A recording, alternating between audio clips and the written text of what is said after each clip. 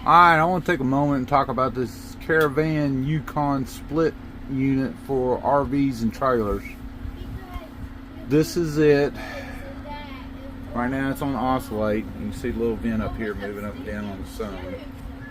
You can adjust this to where you want it. Like for example, I want it to point up. As soon as it reaches its highest point, I just push the button on the remote and it stops. This is your oscillate button, your fans, temperature up and down, fan only, air condition. It's got a dehumidifier in night mode. Don't even use it, man. I just want this thing for air conditioning. This is what your top readout looks like. And if you look right there, you got the Wi-Fi. Oops, I just pushed a button, so we'll turn that back off. Right now it's on night mode. Put that back on air condition. Voila, see? You got the little snowflake symbol right there. Oh, wow, it won't come in clear. But otherwise, look, it came in. So it's a split unit. I will put some images up of it. I'm just showing you the basics. We put it in our window right here, off to the side of our bedroom. This is a sheet of panel 15. What that is, it's a piece of paneling with laminated metal on both sides, piece of aluminum on both sides. I just cut it out to size and then just notched it in order to run the hooks on the inside. Now let's turn on the light so it focus. This bracket right here fits perfect. That's a little bumper I'm touching right there that catches that lip.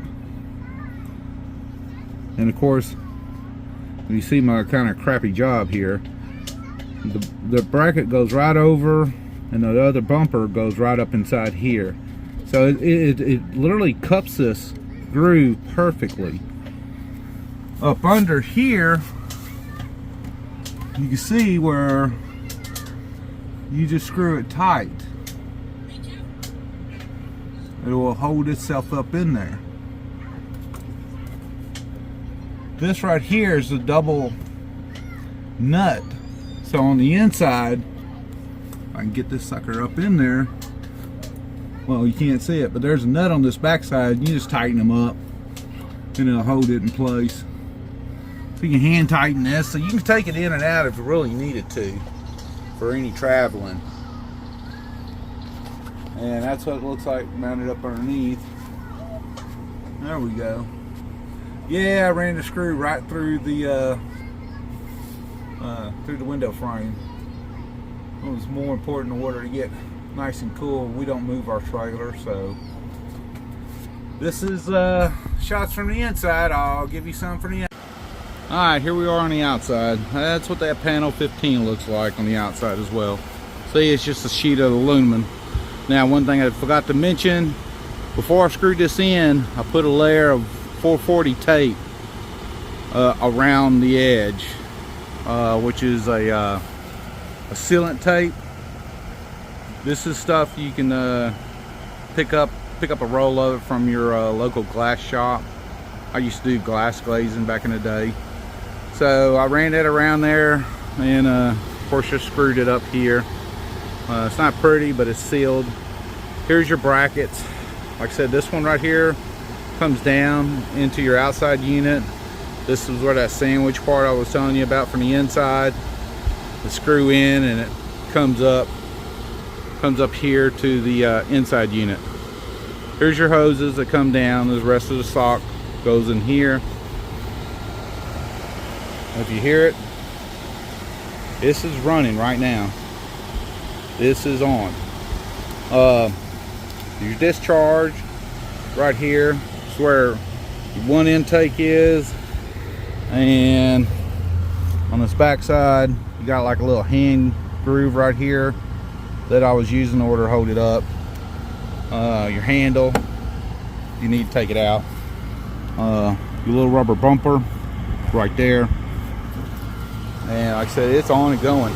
Now, one of the things I could not find out while I'm making this video is due to the fact that, look, you have a discharge, a drainage. There's your plug right here. Do not take that out. Leave that in so the water will stay inside. You need some type of moisture inside this thing. What it does, it throws it up on the coils and it helps cool it off with moisture and pulling the air through it. Okay? You also have a discharge drainage on your inside unit.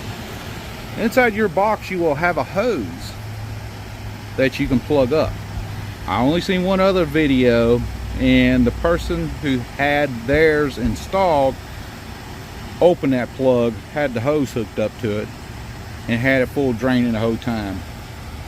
I've been running this thing for a week right here. Everything's been good. You're not going to flood anything. Okay? The water all comes out here, and like I said, it gets evaporated because it gets shot up on these coils. And if you listen carefully, you can hear the water being splashed up. It's not much, but it does get splashed up in there. And there ain't nothing in the inside. This is actually cool. I wish I had a temperature thing to show you. This is actually cool. Put it on this side of the house, so when I'm sleeping during the day, because I'm a shift worker, and we all know if you're a full-time RVer, your top ceiling unit, roof unit, does not cool this whole place. This has been great in order to cool my bedroom off. Before, this was the hottest part of our trailer.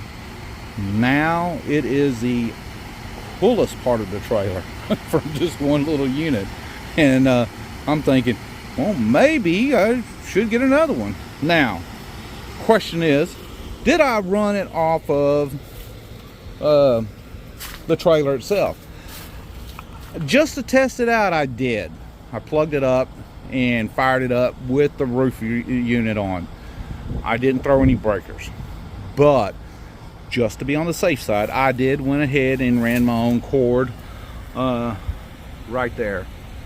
I just ran a 25-foot heavy gauge extension cord straight to my power out here. So you hear it? Listen.